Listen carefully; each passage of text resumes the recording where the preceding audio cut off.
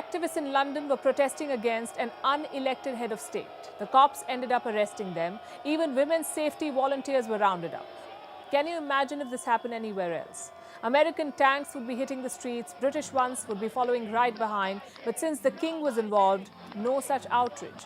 Not even a word of condemnation from Western capital. Why just governments? Look at how Western media is covering it. Every BBC report talks about arrests and reactions, but guess which word is missing? Crackdown. How else do you describe what's happened? It was a needless crackdown on peaceful protests. But the BBC would much rather call it an arrest, which is convenient. Saturday's crackdown exposes British double standards, the same ones we talked about last week. When protests happen elsewhere, it's a democratic right. When they happen at home, it's a disruption. But no amount of editorial tweaks can justify British hypocrisy, and no amount of pomp and ceremony can hide these pictures.